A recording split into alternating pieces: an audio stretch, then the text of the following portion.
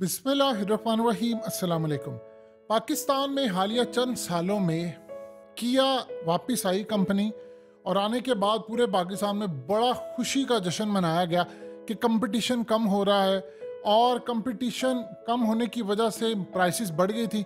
तो ये असल में जब इनके आने के बाद कंपटीशन बढ़ा और प्राइसेस स्टेबल भी रहीं, चीज़ें भी अच्छी मिली। लेकिन अब जो सूरत हाल पैदा हुई है, वो किया मोटर्स ने ऐलान किया है कि वो अपनी 4 डीलरशिप को ख़त्म कर रहे हैं पाकिस्तान में, यानी कोयटा में, गुजरात में, डेरा गाजी खान और मर्दान।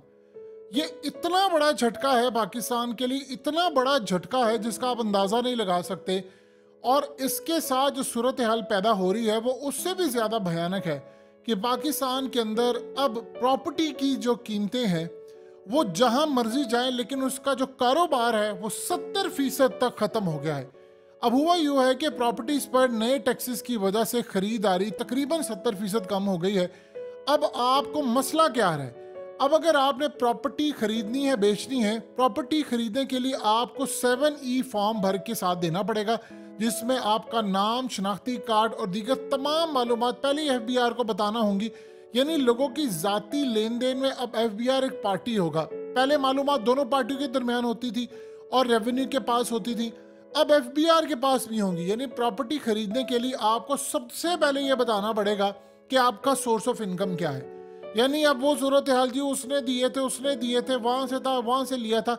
जराए आमदन पर आपने टैक्स दिया है, यानी ये भी बताना पड़ेगा। यानी आप सबसे पहले ये बताएंगे कि मैं फलानी प्रॉपर्टी खरीदने जा रहा हूँ, फिर आपसे पूछा जाएगा अच्छा आप फलानी प्रॉपर्टी खरीद रहे हैं, तो आप सिर्फ ये बताएं कि आपने उस आमदन पर टैक्स दिया है, और अगर दिया है तो इतना है आपकी आमदन। यानी मिसाल के तौर पर पाकिस्तान में लोग टैक्स इस मामले में डायरेक्ट टैक्स नहीं देते, क्योंकि इनडायरेक्टली इतना खा लिया जाता है टैक्स, तो वो डायरेक्ट टैक्स देते नहीं है।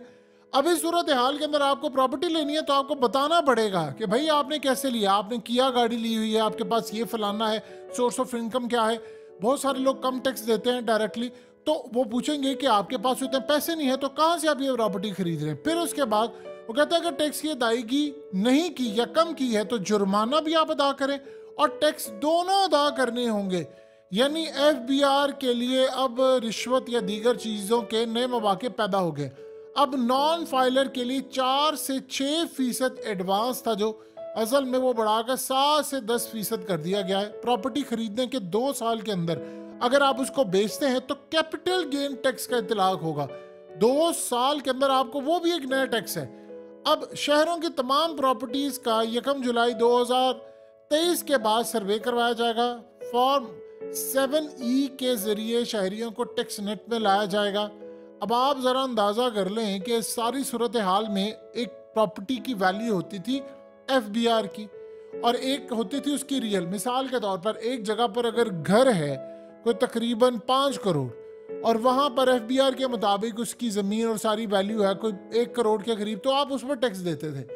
अब ये सूरत हाल है कि वो उसको भी बढ़ा रहे हैं। यानी मुकम्मल तौर पर आपका पाकिस्तान के अंदर टैक्स नेट का जो मामला है उस पर प्रॉपर्टी का बिजनेस खत्म हो गया। अब पाकिस्तान में लोग कहेंगे ओ जी आप तो क्यों नहीं टैक्स देते, जितना इस मुल्क के अंदर इनडायरेक्टली टैक्स दिया जाता है दुनिया में बताइए कहां पर दिया जाता है।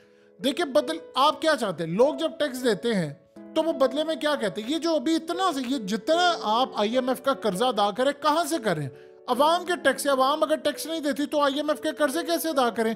महंगी बिजली, महंगा तेल, महंगी तमाम चीजें, खाना पीना, सांस, दवाई, हर चीज महंगी।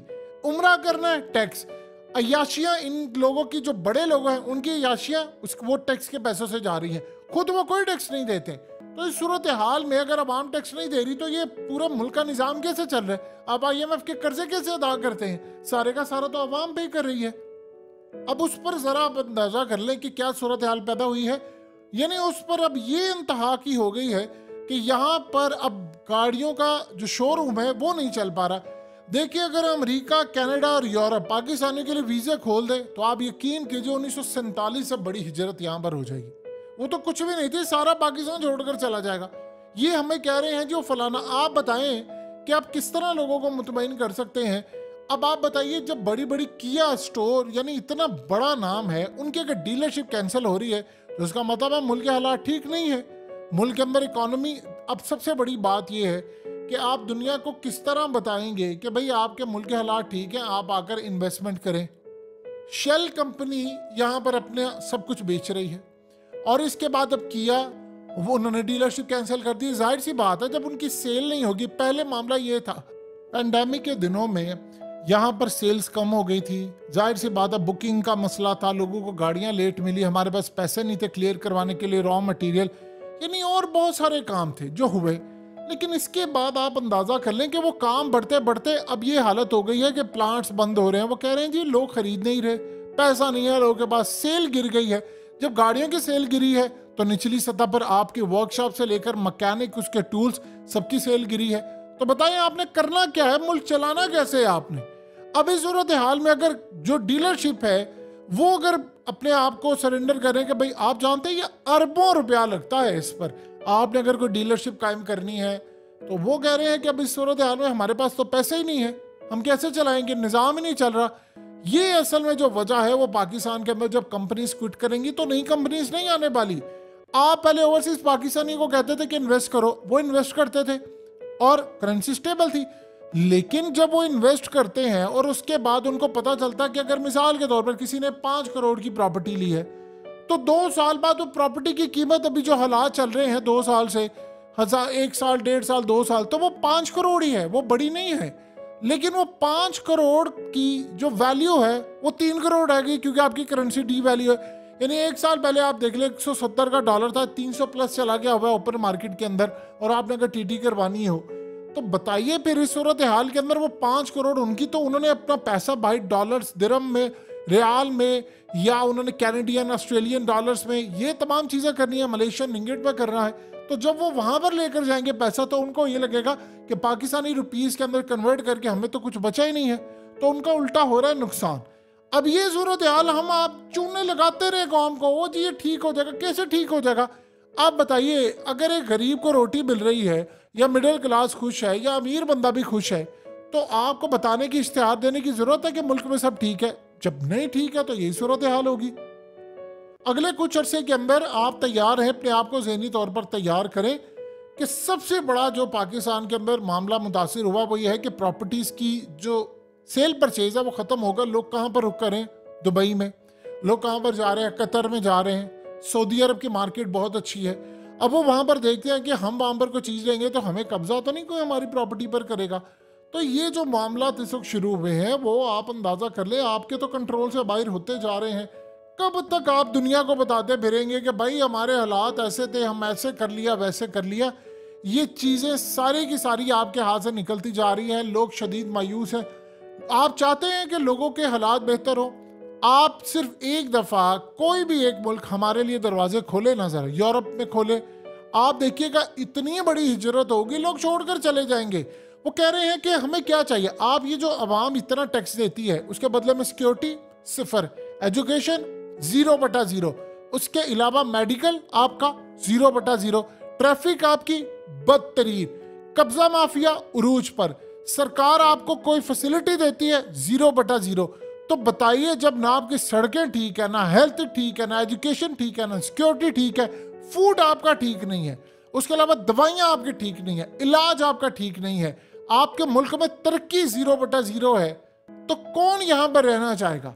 फिर बताइए ना, फिर कैसी सूरत हाल है, बताइए कैसे रहेगा ये मामला, कैसे सारी चीज़ें ठीक होंगी ये मामला। और सबसे बढ़कर इंसाफ वो नहीं, अवाम के टैक्स के पैसों से अवाम को ठुड्डे जूते ये पड़ते हैं।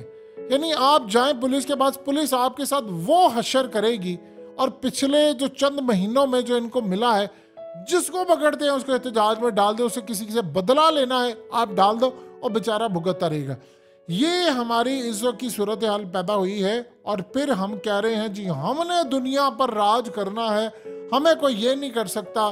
आप भारत के अंदर अगर एक बिलियनर है, अब उसके मुकाबले में पूरा मुल्क खड़ा नहीं हो सकता। यानी अभी अडानी की जो दौलत थी कुछ महीने पहले वो 153 अरब डॉलर्स पर पहुंच चुकी थी, जब $100 से नीचे आई है। तो यानी आप अंदाजा कर लें कि वो अकेला बंदा पाकिस्तान से जितना 140 अरब डॉलर के करीब हमारा कर्ज है, उससे ज्यादा तो उसकी वेल्थ है। तो यानी 25 करोड़ से ज्यादा एक बंदा हावी है पूरी दुनिया में। अगर ये सूरत हाल आपके मुल्क की पैदा हो रही है तो किसने यहाँ पर रहना है और इन्वेस्टमेंट करनी है?